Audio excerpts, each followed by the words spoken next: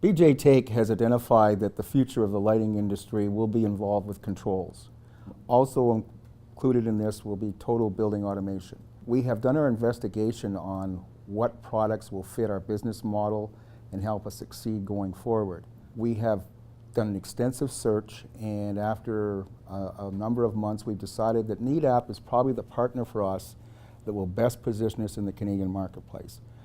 BJ Take manufactures a complete product line of high-performance LED fixtures that we have now integrated Nedap controls into those fixtures where applicable. This provides a Canadian customer with a Canadian solution, a quick delivery, and a full customer support locally. The final aspect of this business arrangement, which would benefit the customers, is the fact that since, again, we are a Canadian manufacturer, we have the ability to actually design fixtures for the customer. We have ability to make changes to fixtures for the customer. And we have ability to work very closely with Nedap to come up with a solution that actually fits your needs. In other words, you are not forced to look at a canned solution off the shelf.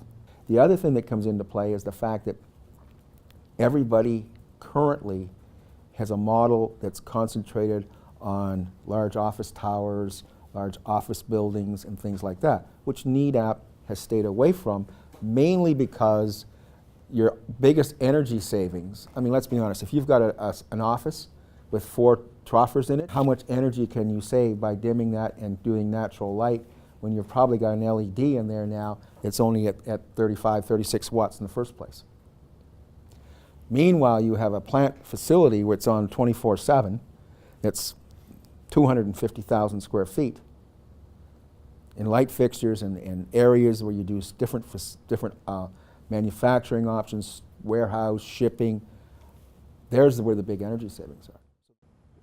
The typical process that a client is going to go through when upgrading their lighting system in their building, they're going to start by looking for a good quality luminaire.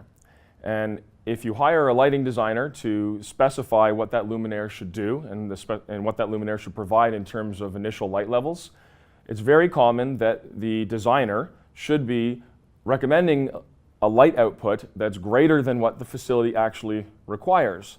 The reason we're doing this is that over the course of the life expectancy of that luminaire, we're going to have some lumen maintenance or lumen depreciation. The light levels are going to drop over time. All lighting technologies have some element of lumen depreciation in them.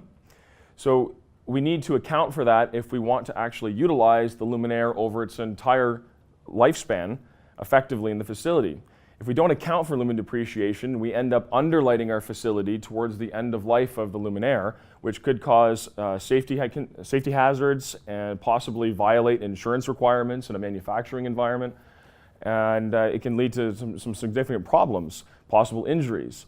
So the idea is that on day one, when we have an LED luminaire that's fully controllable and it's actually set to overlight the environment, we should be taking that light level back to the required light levels on day one rather than putting an extra 20 or 30% light into the building. Now, most consumers are going to see that you have a lumen maintenance curve of 70% of life after, say, 100 or 200,000 hours. You may see a lumen maintenance curve rated on 80% of life after 100,000, 200,000 hours.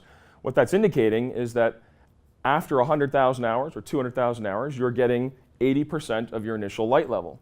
Now, your lighting designer is going to use that number to specify the appropriate amount of light on day one. So what we need to do with a control system is say on day one, we're not going to put that additional 20 or 30% in. We're going to dim the system down, which is called a high-end trim, and we're going to run the lighting for your first 5, 10, 15 years of operation at a lower power level so that you're not wasting energy and just providing an overabundance of light where it's not required.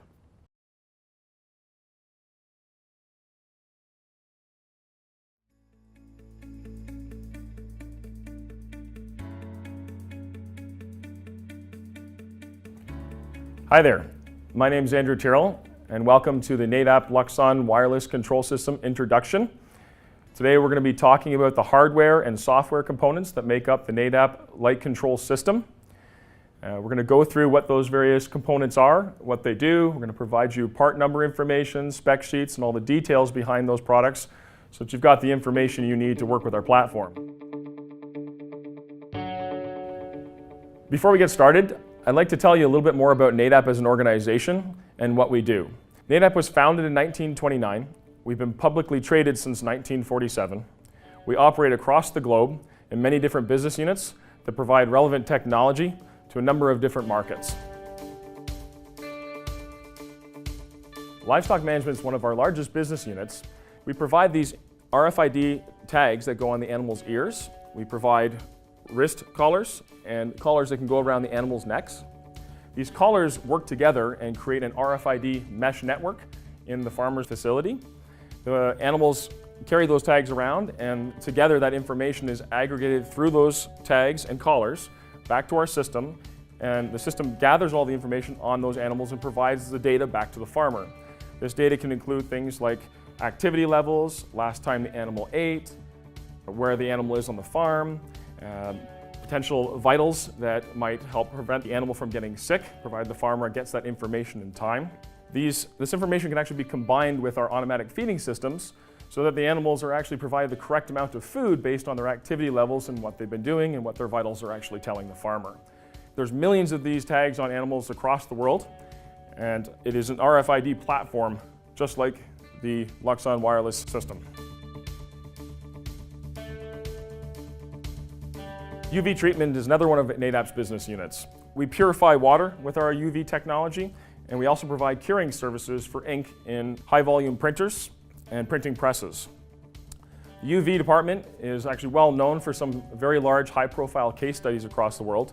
If you've ever visited the city of Manhattan, chances are you've interacted with our technology. Every drop of water that's purified and provided to the city of Manhattan is actually purified by Nedap UV technology. So there are billions of gallons of water each day that are consumed in the city of Manhattan, and that is all purified by Nedap product.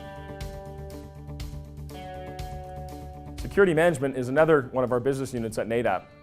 Security management is using things like card access technology, video surveillance, and burglary detection to provide a turnkey security platform for major commercial operations across the world. Many of our pieces of hardware and components in our platform are again using RFID technology in those systems to bring that platform together, make it work in the commercial environment.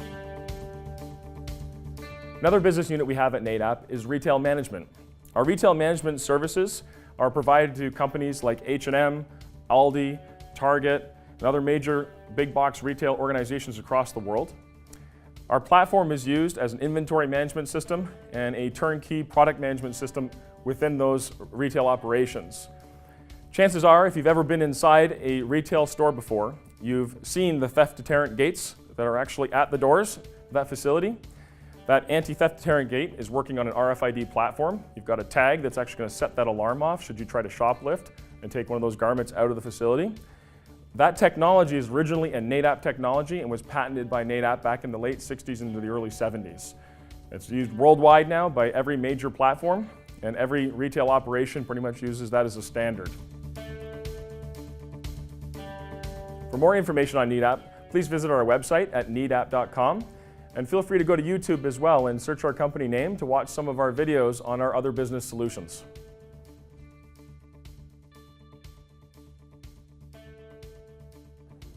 This brings us to the Nedap Light Controls business unit. We'd like to give you some history on the Light Controls department and where our product platform came from. So the Luxon wireless platform started its development in the early 2000s. It was originally introduced to the market under a different nameplate called Sensifil. And now Sensifil is Latin for without wires. And unfortunately, most of the market didn't understand what that meant. So the name has been changed to Luxon Wireless, which is a little bit more easy to understand. The Luxon Wireless platform utilizes a proprietary protocol that Nedap's been developing for many years. That proprietary protocol is used across many of our business units and the various RFID products that we manufacture. The system is designed to communicate on the 2.4 gigahertz frequency band, and it's fully Zigbee compliant. When the Luxon Wireless Light Management Platform was originally introduced to the market in the early 2000s, there were very few luminaire technologies that could actually be controlled. As a result, Nedap went about introducing an electronic HID dimming ballast to the marketplace. At the time, there were very few technologies that could provide sufficient light into big box retail, industrial, manufacturing, and commercial environment. HID was the go-to technology. The HID ballasts that Nedap built were plug and play to the Luxon platform, and they served as a demonstration for what the system could do and the capabilities of wireless light management. The purpose of this background is to illustrate the significant enhancements that the Luxon wireless system has gone through since the early 2000s. Over the last 10 plus years, Nedap has had the opportunity to prove out the Luxon wireless control platform in many high-profile case studies. Customers such as Costco Wholesale, Canadian Tire, Honda Manufacturing, Bombardier, Heineken, these are all major operations in very large facilities with multiple locations where the Luxon wireless platform has been proven out.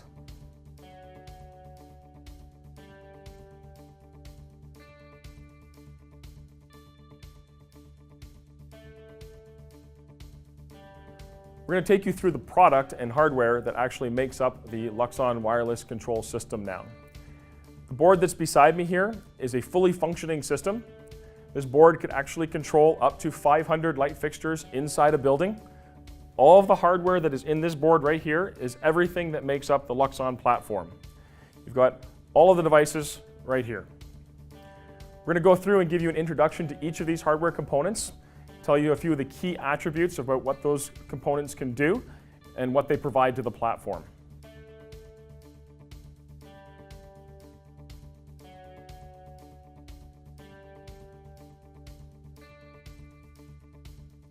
The Luxon light controller can be thought of as the brains of our platform. Some people like to call it a wireless gateway, but it is a little bit more than a wireless gateway. The Luxon light controller contains all of your scheduling information, all of the behaviors of your lighting system, all of the information for the individual light points, their unique IDs within our mesh network. It contains all of the attributes of your lighting system that operate the facility on a day-to-day basis. That light controller can control up to 500 light points in the facility, and it does it all from one point. The USB dongle that's plugged into the bottom of that Luxon light controller is the mechanism that enables it to talk to the wireless mesh network. Ideally, what you do with the LLC is you install it in a location in the facility that allows it a pathway to 3 or 4 light fixtures as a minimum. Okay. Those light fixtures ideally are located somewhere around 60 feet from the location of the LLC. From there, that information will spider out through the mesh network. You do not need to run routers out in the field and bring that information back into the LLC. There are no repeaters that need to be put out in the building. It is simply the LLC put in one location, and then it talks out through the mesh network.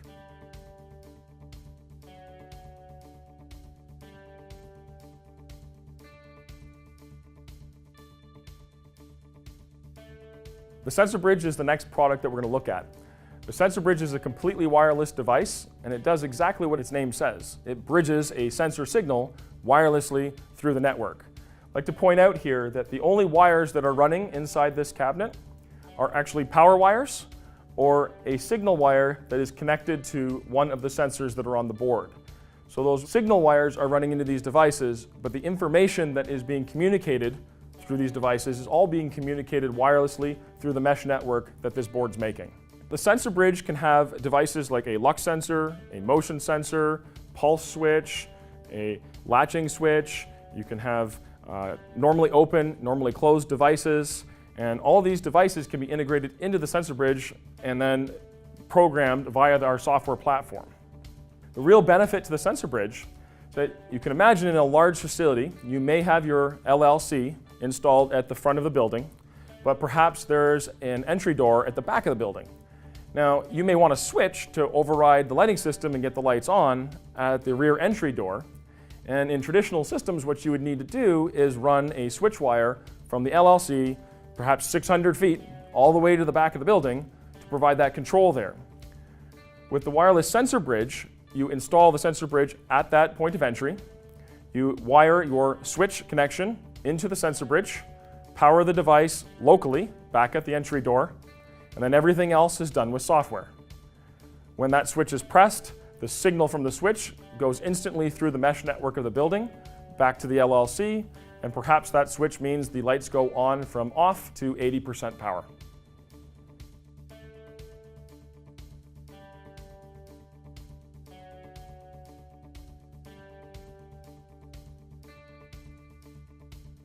The Luxon control unit, also known as the LCU, can be thought of as multiple sensor bridges.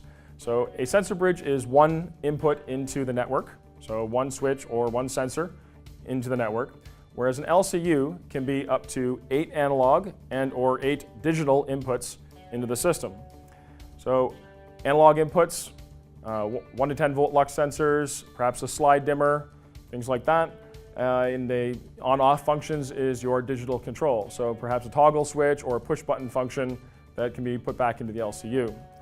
So if we use the analogy of a rear entry door in the building again, long way away from the installation site of the LLC, that rear entry door may have a motion sensor over top of the door so that when you walk in before the lighting system normally turns on the day, perhaps you're arriving early to work, motion sensor picks up your activity when you walk in through the door, turns on a few light fixtures over top of that area, provides you enough light so that you can go over to a switch panel and select an appropriate switch for a proper power level for when you've walked in the building. Maybe you just flip a toggle switch or press a push button switch and you get 50% power for when you've arrived early into work. To install the LCU, again, local installation back at the control site. Just provide power to the LCU, and then from there you're just wiring your switches and sensors into the inputs of the LCU itself. No wires need to be run back to the LLC. It's all wireless communication from the installation site.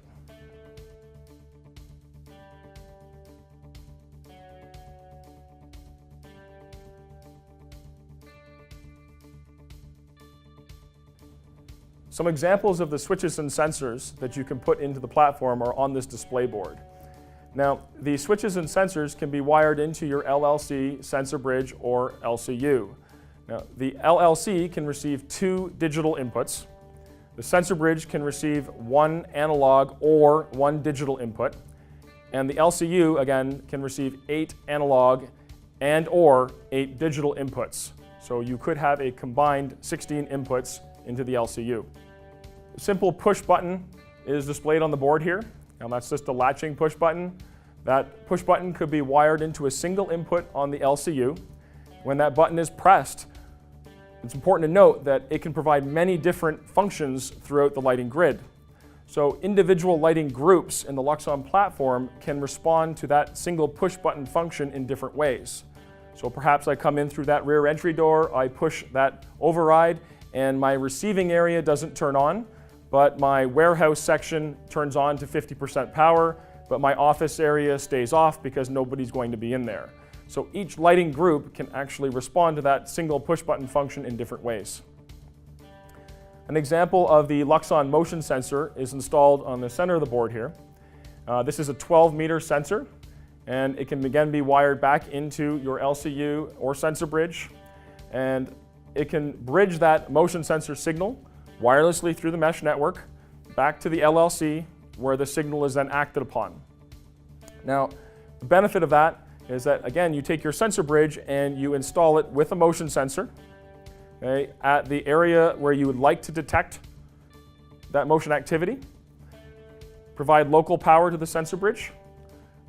When the motion sensor picks up motion through the mesh network, and then the appropriate groups are turned on as a result of the motion sensor detection.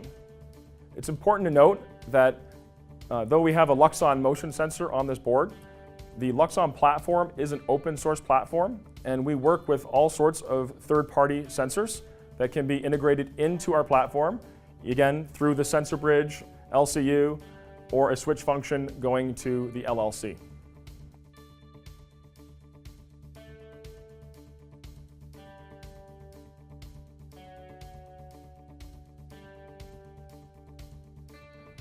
We have a Lux sensor displayed here.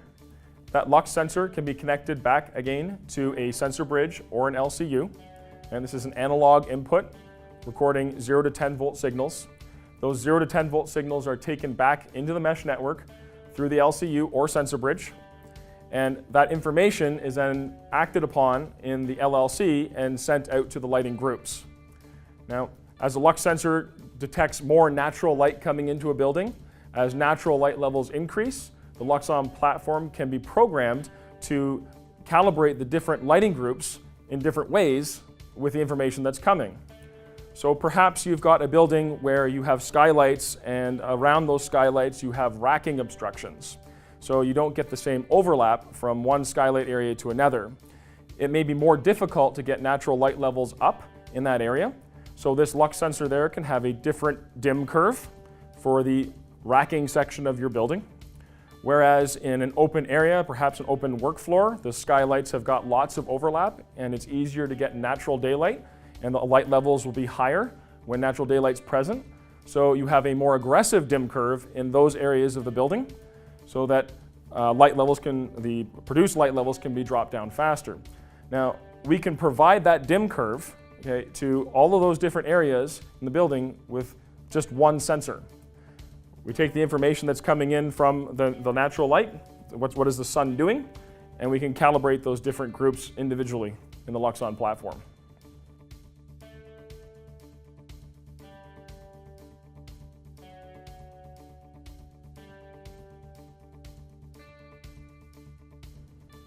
So that covers the sensors and main control components of the Luxon platform. So we're going to move over to the devices that get installed inside the luminaires of the OEM manufacturers that utilize the Luxon platform. We call these devices enablers, so a Luxon enabler. And we're going to start with the first one on the far side of the board, which is the Luxon wireless activator. The wireless activator is installed inside the luminaire at time of manufacturing, and it's connected to the mains supply that goes to the luminaire. Now, the activator is compatible with all major mains voltages across the world, 100 through 347 volt. The mains are connected into the activator and then provide power to the luminaire. When the power is onto the luminaire, the activator can then control the 1 to 10 volt inputs on the driver.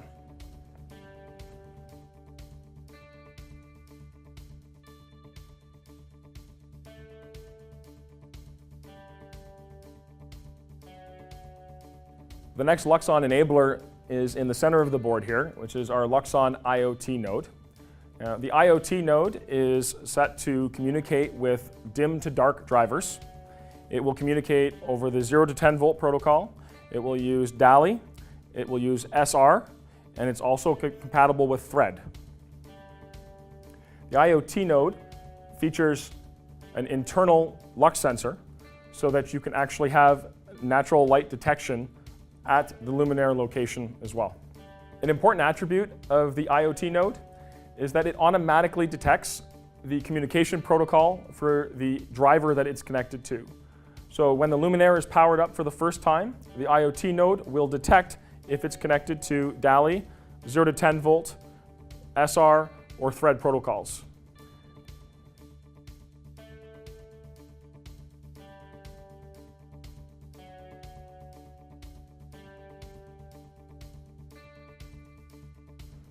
The next Luxon enabler that we're going to discuss is the Luxon wireless build-on activator. Now, the build-on activator comes in its own housing that's intended to be mounted to an existing luminaire's half-inch knockout, or alternatively, it can be mounted to the junction box above the luminaire, and a 5-wire cable can be run down to the light source. Now, the build-on activator is available with or without motion. It is the 12-meter Luxon motion sensor that comes inside. And similar to the built-in activator that we discussed earlier, it is 100 through 347 volt compatible, and again available with or without motion sensors.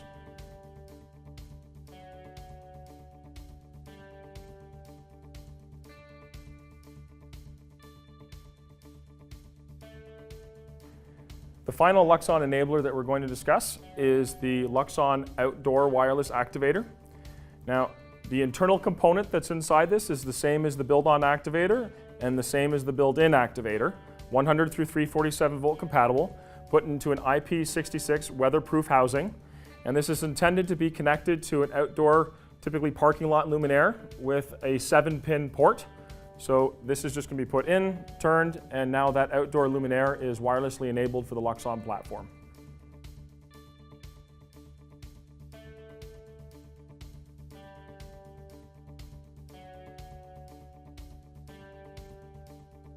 Now that we've reviewed the various Luxon enablers, I'd like to help illustrate for you the simplicity of integrating the Luxon platform into your project. Here we have an example of a BJ Take luminaire. This is a vapor-tight luminaire, and it features the Luxon IoT node that has been installed directly into the gear tray of luminaire. You simply need to contact the OEM and request that it become Luxon ready, and they will ship this product out to your project site ready for plug-and-play integration to Luxon. Now, when that product arrives, you're going to install that luminaire exactly the way you would any other luminaire on site. Hang the luminaire and connect your 3 mains. Those are the 3 connections, that's all that's required. As soon as this device is powered up, it's going to be ready and waiting to communicate with the Luxon platform. The remainder of the commissioning and configuration of the system is done simply via a laptop.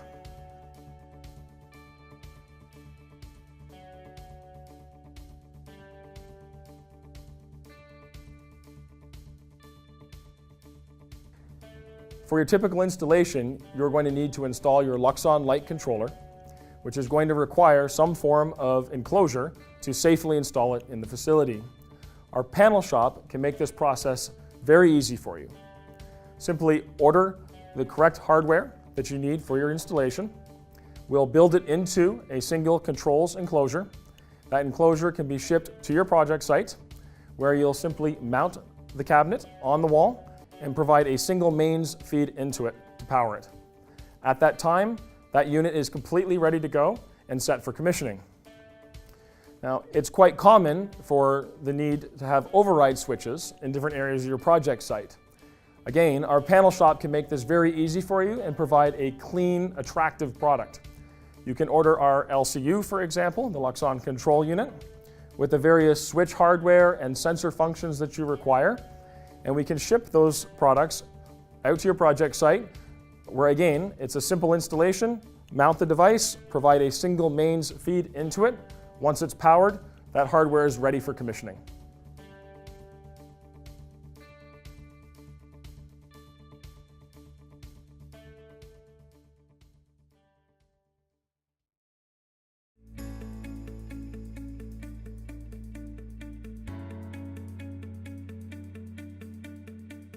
Now that the physical installation is complete, you're ready to move on to the software commissioning side of your project. Before you can start, you're going to need to connect your Luxon light controller, your LLC, to the local area network of the facility, or possibly to a cellular modem if you want to have remote access into the building.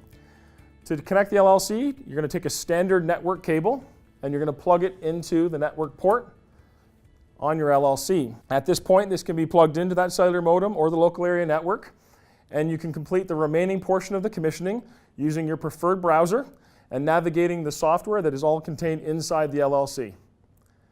At that point, you can set your behaviors, scheduling functions, and all other attributes for the system, and we're going to show you how to do that now.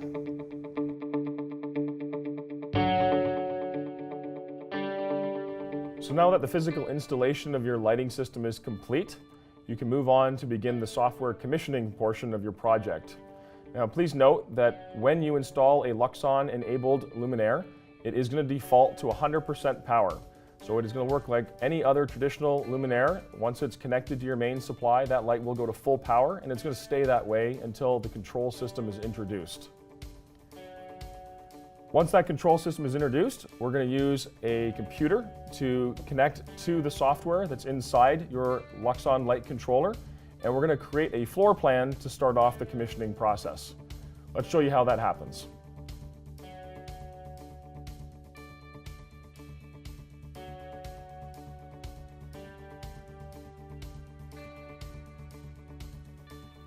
To start the software commissioning process, your Luxon certified technician is going to utilize a piece of software called the Luxon Wireless Floorplanner.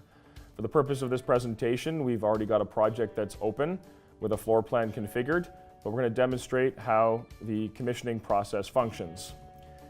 When the LLC is active and in the commissioning phase, you're going to see all of the available devices. So these are Luxon-enabled luminaires, possibly other sensors that could be in the project, waiting to be added to the project layout. Over here we have an example of a project layout. This is a fairly simple floor plan that we've created for the purpose of this presentation. But down here you can see an example of a fully completed project once this is all done. The way your technician is going to identify each of the luminaires in your building is they're going to go over this and they're going to do what we call toggle the luminaire. So when we toggle the luminaire, it's going to go from a state of full power to a dim state repeatedly, so toggling up and down, so that you can identify that this luminaire with this unique ID exists in a certain place in the facility. Now, for the example of this presentation, we're going to say that this luminaire is over the metal fabrication section. So we're going to drag and drop that light into the location where it exists inside the facility. Again, we're going to repeat that process for the other luminaires that are in the project. One by one, we see where those lights exist, and we're going to put them in their corresponding location inside the facility. This can go very, very quickly, and you can work within small areas by adjusting the range that you're actually looking for. So lights that are directly in your vicinity, or if you want to look at lights across the entire facility floor, you can do that as well. Once you've identified all of the lights in the project, we've essentially determined where everything goes. The project mapping process is complete. Your technician is going to upload that project into the LLC. So now the LLC will know where all of those luminaires are. We simply upload, and the work that you've done in Floorplanner is synchronized with the LLC itself. At this point, you're ready to start setting the schedules for the various lights that you've got in your building.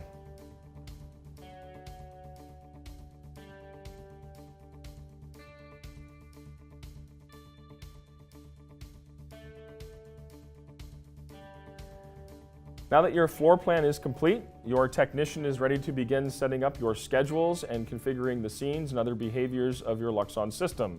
To do this, they're going to utilize their preferred browser, and they're going to open that browser and enter the address of your Luxon light controller in the browser address bar. That's going to bring up the software that is run inside your LLC. It's going to prompt you for your password, which we're going to enter, and then we are going to be brought to the landing page of the Luxon light controller, which is always your dashboard. This is where you can get some quick notifications of what the system is doing. And for example, you can see the current fixture count, how many watts those lights are using. We have a node that we've deliberately wired an error into here. So we have a luminaire that's got a wiring error to demonstrate the actual error reporting. We'll explain more about that in a moment. There's a message center that's corresponding to those errors. This can generate emails that will go out to either the client or the servicing technician for the facility. You've got a manual override function here that we can explain more later. You can program exceptions, which again, we're going to explain more later. For the purpose of this demonstration, we're going to take you to the floor plan section first and get you familiar with what the floor plan does. So in the floor plan here, you've got a list of your lighting groups down the left-hand side. These can be selected so that you are looking at the groups that you're clicking on with these. So you can highlight specific groups and see where those luminaires exist in the building. The ones that we mapped previously in this presentation, we put into group 4. So they're all in the same group right now. And we're going to show you how you can work with some of the features within the floor plan section. Now, this is the device that has the error. You can see when we mouse over this device that we get an abundance of reporting information. You can see that we have a light source error with this product. What that means is we have miswired it and the light can't turn off. So the system has realized that the light can't turn off and it's reporting that error here. But communication status, current wattage of the fixture, current power levels up here, the scene that it's running will explain all these different functions. All Luxon devices contain an internal temperature sensor, so we can always monitor the temperature of the devices inside the facility. This can be particularly useful if you have facilities that are not climate controlled, and high level temperatures can be a potential hazard. Now, normally after your floor plan has been completed, the first thing you're going to want to do is start setting up the group configurations of the luminaires. So you're going to want to put them into groups that match each other. For example, racking. These two luminaires in the racking section are likely going to follow a similar schedule to each other. They may be identical, but if they are identical, then we can select them like this. Now I'm just clicking, and I'm dragging a box over top of them, and once I've selected those two lights, it opens up my function here for assign to group up on the top. Now, if I want to put that into one of the existing groups that I've already created, I can choose one of the existing groups, or if I want to create a new group, I can just say new group. What group number do I want that to be? I can say group 10, for example, and I am going to call these my racking lights. Now, for organization visually, you can select different colors for what those icons will be displayed as. So we're just going to choose orange. Now, what's happening here is that wirelessly, we have sent a signal from our Luxon light controller, and we are sending a group update to the racking group, and we're telling that group to go into group 10. So now these two lights are in a different group. This has done it through the mesh network, and they've gone into a new group. Now, you can see this group color has changed. There's no schedule set for this now because we've just created a new group, so we're going to need to set the schedule for it, but we'll do that in a moment. We're going to just choose a couple more groups. Again, to show you the process, we can create a new group for this one, and we're going to call that the, let's say, metal fab area. And again, maybe we'll choose gray for metal. Right. The LLC is going to send the group update. You now see that the icon has actually displayed a new number in the top there to represent the different group. And we'll leave this one in group 4. This is going to stay in the demonstration group. Now, assuming that we've gone and we've changed all our lights, like this floor plan example down here, we've set all the group numbers for the various luminaires. What we're essentially ready to do now is go and give them a schedule. And to give them a schedule, what we typically do is we use the scene control section. So we're going to click on scene control up here. Now, to explain this, a scene can be thought of as a day of the week, an event during the year, perhaps Christmas Day, New Year's. It could also be what we've done here, which is Thursday to Sunday, Monday to Wednesday. A scene is a day that will contain a full 24-hour schedule for each of the lighting groups in the building. So a scene differs from a schedule in that a scene contains many schedules for it contains all of the schedules for all of the groups in the building. Now, we just created a couple new groups here, the metal fabrication group and the racking lights. So we're going to go in and we're going to click on that one. You can see the eye here. This little eye symbol now tells us that we're looking at the metal fabrication group. Okay, and we're going to be working within the Thursday to Sunday scene here. Now, again, there's no schedule set up, so we're ready to start working on the schedule for the metal fabrication group. The Luxon platform uses a priority structure to create your schedule. Now, you can see we've got high priority and low priority, 1 through 5. Your lowest priority is typically going to be the settings that happen every day, and it's your normal behaviors that your plant or facility is going to run. Now, the way we set the schedule is we can just drag and drop these attributes from the bottom here, and we're going to piece together our schedule. But you can see they're color coded, so we have time only. Now, this is just going to be a fixed power level that we're going to send as a command. It's not going to deviate. It's just going to be a fixed power level, and we can tell it for how long we want it to run. You've got switch functions, daylight harvesting, occupancy sensor dimming, a driver sensor. Now, that could be a motion sensor that's connected directly to a driver. You've got a combine function, which allows you to piece together two different attributes working together. For example, a motion sensor is triggered, and then the light is going to go to the light level that the daylight harvesting sensor is saying it should be at. So if you've got natural light present, the light may go to a dim state when the motion sensor tells it to turn on. That's the combine function. And a dimmer, this can be a slide dimmer plugged into your Luxon control unit or sensor bridge. Now, to illustrate how this can work, we can drag a time-only component, and for example, let's say until 5 a.m., we want to have the lights in, let's say, perhaps the off state. So we can say off, and we're going to apply that. So the lights are off at that point. Then at 5 a.m., staff starts to come in, and we'll say until 7 a.m., we want that power level. And let's just make sure we've got this set correctly. We want that to be at a power level of 50%. Now we can switch, the switch speed can be set so that it comes on very fast. medium, or slow. This is how quickly the lights transition to the new power level that we're telling them to go to. So now we've got 2 set components for specific power levels programmed. Now, we may have a point where we've got some natural daylight that's coming in, let's say. So let's say this is a receiving area of a building, perhaps they're shipping docks, and in this morning time frame, they are fairly active, but we want the area to run off of a daylight sensor.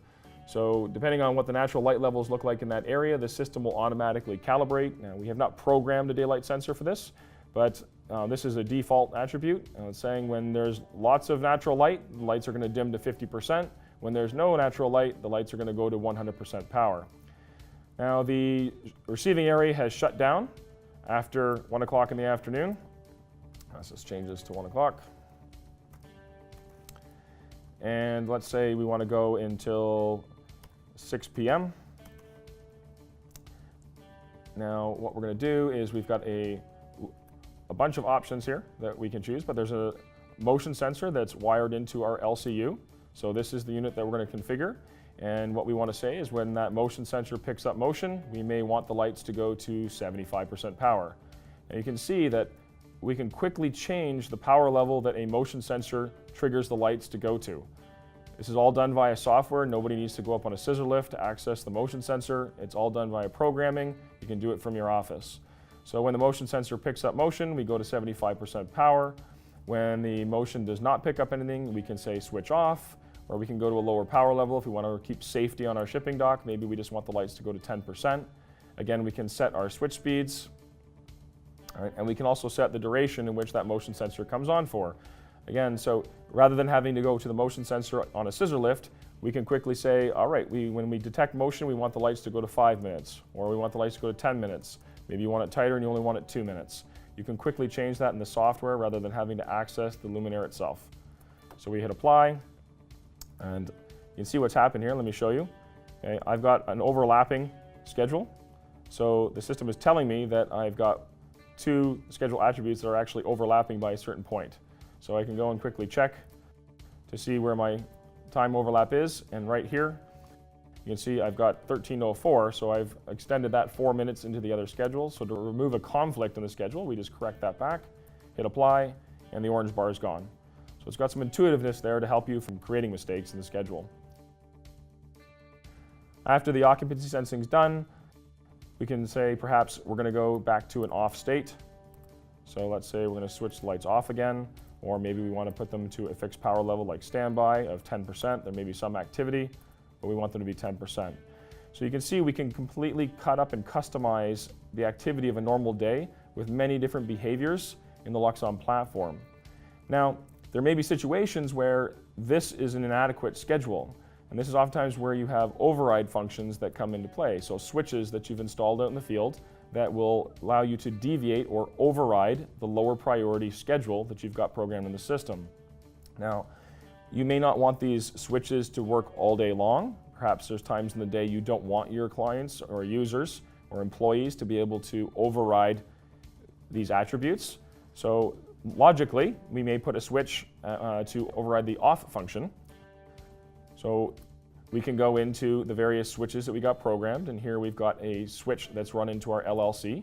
So we're going to program that one, and when that switch is on, perhaps the users need 60% power. So we're going to give them 60% power, and when that switch is off, we're going to let the system go back down to the lower priority, which means it's going to go back down to the everyday schedule. So when we press the button, we override what we normally do. When we release the button, we go back down to the normal schedule that we've set. Again, we can set our transition speeds. Maybe we want these to be fast so that there's no delay whatsoever. We can hit apply, and now we've put an override function for that off segment in our schedule. Now, you can get quite intricate in how that schedule would be put together with the 5 priorities that are available, but for the purpose of this demonstration, we're going to leave it at that, and we're going to hit save. So now we have created a schedule for our metal fabrication group for the Thursday to Sunday scene. Okay, so our schedule for Thursday to Sunday is set. Now, over on the side here, you can see that we have a Monday to Wednesday schedule, Monday, Tuesday, Wednesday, and it's active on those days. These dots correspond over here. And I've got a Thursday through Sunday schedule that's active on those ones. Now, let's say that the metal fabrication group has the same schedule Thursday to Sunday as it does Monday to Wednesday. I have not programmed the Monday to Wednesday schedule. I'm just going to show you a quick, simple function that you can do. You can actually copy. So if the metal fabrication group needs the same schedule on Monday to Wednesday as it has on Thursday to Sunday, we can say copy. We're going to say I want to copy it from the Monday to Wednesday scene. We're going to copy that whole scene. We're going to hit apply. It's going to give us this message saying, are you sure you want to do this? You don't want to overwrite information that you may have. So we hit copy scene. With the metal fabrication group completed, we can move on to the racking group. So this is our racking lights. We're going to select that group. And again, you can see the schedule is empty. Now, for the purpose of demonstration, we are going to say that the racking light group is very similar to the metal fabrication area. So we're going to suggest that the groups are similar enough that rather than recreating the entire schedule, we're going to use this convenient copy function. We're going to say that we're going to start by working with the metal fabrication schedules that we just set for the other group. So I select that one. It's going to bring over all the settings that we just programmed for metal fabrication. And then we can just make the changes that we require that are different in this group. So perhaps in the early morning, instead of the lights being off, we want those on for safety features, such as 10% power. So we're going to change that. And maybe if we need to work in the racks, we need to have a higher light level, so we can turn them up to 80% power if that switch is used. And perhaps at night, we want them off. And maybe those are our changes. Yep. And if you do want them off, then maybe it makes sense to add another switch function here. So we could certainly do that. Again, fixed power level, 80% if we want. And if the switch is off, we're going to go back down to the normal schedule, so a level from a lower priority. We're going to hit apply. And now we've made those changes. So using that copy function is a quicker way of modifying that schedule, given that we've created all the other attributes in the previous group. So when that's done, we'll hit save and move on.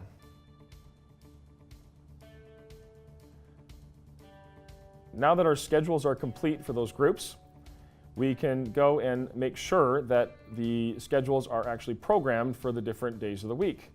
Now, you can change when a schedule or when a scene is active by using this function over here, and I can simply say, all right, I don't want to run my Monday to Wednesday scene on Wednesday now. Instead, I want to run my Thursday to Sunday. So perhaps the Thursday to Sunday schedule is going to be more applicable for that Wednesday day. So I could change that. Maybe I want to put them all on a Thursday to Sunday schedule. So I can flip it all over, simply hit apply, and now I'm following the Thursday to Sunday schedule, Monday to Friday. The nice thing about scene control is that you can think about these scenes that you're creating as like your toolbox. Perhaps you need to have a scene for shutdown in your manufacturing facility, or you may have an inventory night that you need to run in your retail operation. Perhaps you've got holidays that you want to program and you have specific settings for each group that you need to set in your holidays. You can configure those scenes and all of the schedules for the different groups in scene control, and then simply turn those on and off when you need to alter them. Again, just select the scene from your toolbox, pops up, change which day of the week you want to do it, hit apply, and you're done. So once the initial commissioning and schedule setting is done, all you have to do is turn these on and off like so. It's that quick to completely alter the schedule for every lighting group in your facility. Now, perhaps you've got a situation where you've got one day where there maybe is some maintenance work that needs to be done. Perhaps you have a maintenance scene that you've configured that has the lights on overnight perhaps, or for whatever period that you need them done. In the exceptions menu, you can program different scenes or schedules to run at different times of the year. Now, perhaps your facility has got a maintenance process that needs to take place, and perhaps that is June 5th of 2018. You know you've got some construction or maintenance that needs to be done, and you want to program your schedule to run your maintenance scene on that day. So we just simply click on that day, and we can go in here, and you can imagine that maybe this scene was called maintenance or construction, some sort of work. So we would select that scene, then we're going to hit apply, and the calendar is going to indicate now that we have an exception programmed on that day. Now, If something changes as you're leading up to that and that day is no longer required, you can simply click on it again, hit remove, and the override or that exception has been changed. Now the nice thing is that you can program these well in advance. So if you want to set your lighting system up to take you well out into the future and program regular exceptions that you have throughout the year, like perhaps Christmas Day, you can program your Christmas Day exception 10 years in advance if you'd like.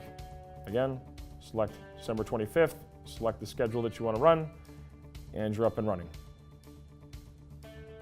Once your schedules and exceptions and everything has been programmed in the scene control functions, you can move on to daily operation of your lighting system. Now, we first started off by landing on the dashboard and explaining some of the features, but we're just going to go through the basic widgets that you've got here and show you the information that you can access. By clicking on this, you can see current status. So this is just a quick high-level overview of what's going on with your lighting system at this point in time. Again, you've got your error notification here, the error that we've put into the system by miswiring it. If I click on this, it takes me over to the floor plan, where then I can see the luminaire and get more information from it. We've got our message center, which is telling us the unique device ID, this device ID right here, the Nedap Luxon hardware that's operating it, and the error code that we've detected and when that error code occurred. The manual override function is another commonly used widget in the Luxon platform. Now, perhaps you do not want to change the schedule or use the exception function for a deviation from your normal scheduled settings.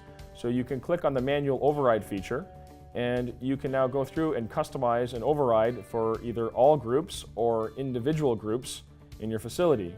Now, perhaps we need to have the metal fabrication area stay on for a longer period of time than what the schedule normally provides. And we know that's going to happen because there's some overrun. So we're going to say metal fabrication, we need to stay at 60% power, and we need to stay at 60% power for an additional 2 hours. And we want that to start at a certain time. Now, it could be immediately. Now, this could be tomorrow. But we can select exactly when we want that override to begin. So tomorrow I need an extra 2 hours of light, and that is going to be needed at 5 p.m. So I'm going to select the time, and then I can hit create rule. So now I've set up a deviation from the normal schedule with a metal fabrication group. You can see now I could quickly add more groups, and I could customize an override for them. Again, I can create that rule. Now, if you want to edit the rule after you've created it, you can click on the pencil, and you can get in here and edit it. Now, the racking group, we may want to stay off rather than 4 or 5 minutes. Maybe we want to stay off until a certain point in time in the day. So instead of for a certain amount of time, you can say I want it to stay off until 7 p.m. We've edited that. We hit create rule. Now we hit apply. The icon has indicated that the override has been implemented, and that's how quickly we've changed our schedule. Once those overrides reach their expiration period, the switch will automatically turn off, and these overrides will be removed from the history here. So they'll just disappear, and your system goes back to indicating that there's no override active. From the dashboard here, you do have a quick link to make an exception. So you can simply click on that widget and take you back into the exceptions, which we've already covered. And it's important to note that you can add and remove these widgets as required to customize your dashboard page the way that you'd like to see it. At this time, you may want to have your Luxon system connected to the Nedap Luxon Live server environment to access additional reporting features. Please feel free to contact your local representative to have your solution connected. Now that your schedules are all set and your scenes are configured, your Luxon platform is ready to use. Please feel free to visit nedap.com for further information or contact your local representative for assistance. Thank you very much. We look forward to working with you.